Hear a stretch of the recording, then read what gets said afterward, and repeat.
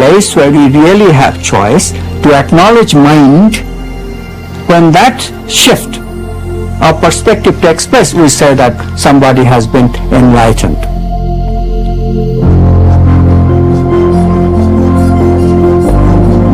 Quantum mechanics allows for the intangible phenomenon of freedom to be woven into human nature. Quantum physics, very succinctly speaking, is a physics of possibilities.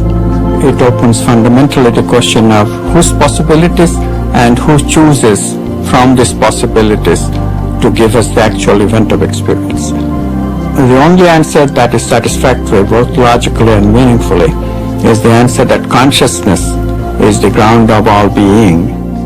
We must pursue knowledge without any interference of our addictions. And if we can do that, we will manifest knowledge in reality, and our bodies will experience it in new ways, in new chemistry, in new holograms, new elsewheres of thought, beyond our wildest dreams. All of us one day will reach the level of the avatars that we have read about in history, the Buddhas and the Jesus. Welcome to the kingdom of heaven, without judgment, without hate, without testing, without anything. That we simply are has allowed this reality we call real, from the power of intangibility, to pull out of inertness action, chaos, and hold it into its form, and we call it matter.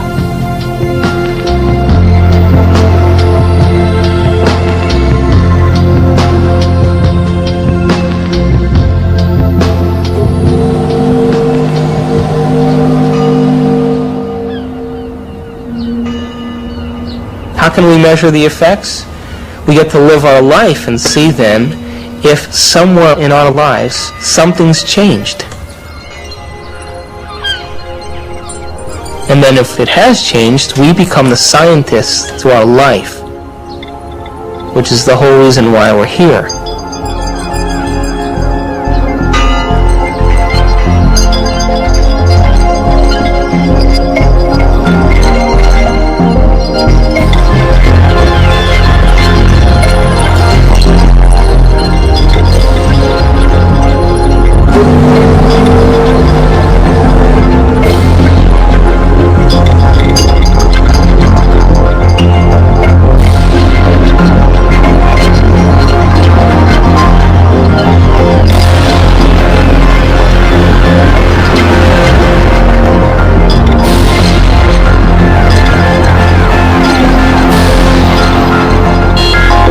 Don't just take it at face value.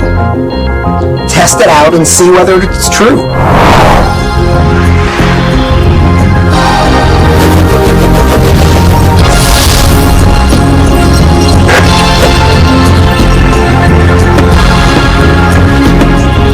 Hey, you're back. I'm back. So you never answered my question. What question?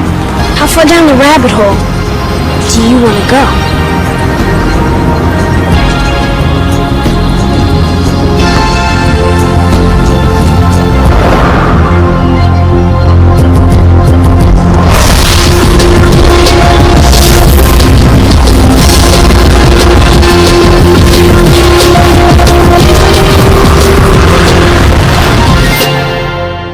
Ponder that for a while.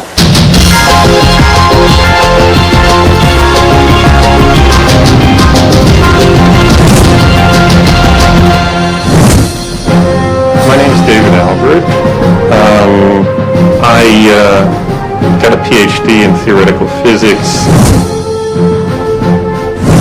I studied biochemistry at Rutgers University, and then went to chiropractic college at Life University in Atlanta, Georgia. My postgraduate training is in anatomy and physiology, neurochemistry, neurophysiology, and genetics. I study quantum physics. I sometimes teach it. I've written a book on quantum physics and many books explicating the meaning of quantum physics. After my PhD from Harvard, I went to CERN, the European Laboratory for Particle Research, and then joined faculty at Stanford.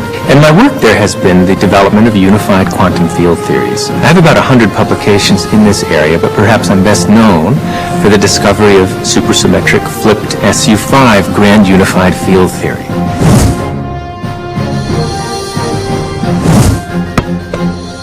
I make my living as an anesthesiologist, and every day as I put my patients to sleep, I kind of wonder where they go and why they're there in the first place. And that's one of the reasons that attracted me to anesthesia and the study of consciousness.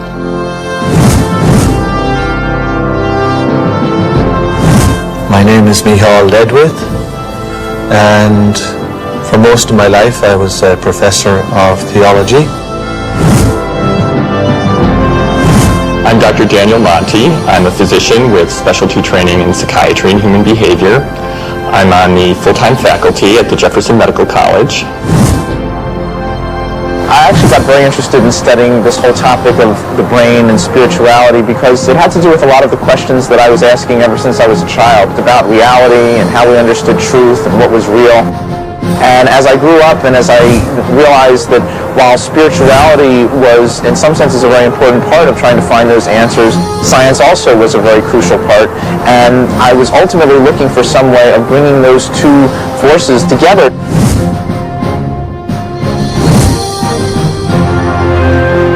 Well, my name is Candace Pern, and I'm a professor at Georgetown in the medical school. Here we are actually filming great thinkers. Everyone in this room is a great thinker. Now that we got them thinking, that's always a trick, isn't it? I should make it clear that I'm a graduate student in physics. I'm not a full-fledged theoretical physicist yet. But if fortune smiles on me and I continue to work like a dog on my problem sets and exams and whatnot, eventually what I hope to do with this is to apply fundamental quantum theory to quantum information processing.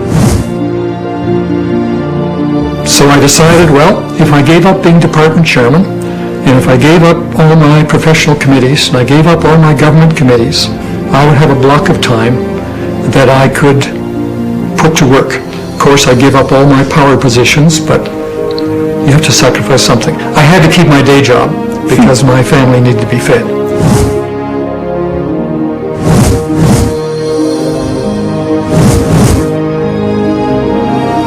I presume that you're asking me how scientists can sound this wacko because I must be sounding wacko. It's really an interesting question.